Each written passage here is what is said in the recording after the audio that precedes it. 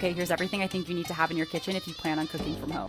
Okay, so I think everyone's pretty familiar with Maslow's hierarchy of needs. Allow me to introduce you to my hierarchy of kitchen needs. Okay, starting from the very bottom is everything you would find in like a furnished apartment. With a lot of trial and error this year and minimal equipment, I will say that the bottom is everything that you need if you want to cook pretty much everything. The three things to note are, for your skillet, you're going to want to make sure it's oven safe, so that's why I prefer cast iron. The second note I have is all you really need is one good chef's knife.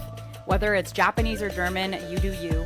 And then when it comes to bowls and tongs, I would say make sure those are stainless steel or metal. For our second tier, these things are not necessarily necessary. However, they are really, really nice to have. Now, please note that I used a small blender in this tier, and that's what I've been using for the past year. You don't need a giant Vitamix, just get yourself a small blender and you can do pretty much everything with that. As for the liquid measuring cups, make sure that those are glass and 2 cups. And then for the fine mesh strainers, I would recommend those only. Don't get any of those giant hold strainers. Those are not versatile. Here's our third tier. Now you'll notice that I put a serrated and a paring knife in this tier, and that is on purpose because everything you can do with those 2 knives can be done with your chef's knife. I want to note I included deli containers on here just because those are perfect storage mechanisms, plus they can be used for measuring. If you get a full set, they'll measure out to 1 cup, 2 cup, 4 cups, etc. Very nice to have. Then finally, you really don't need measuring spoons unless you plan on baking a lot. Oh, and then behind the food processor is a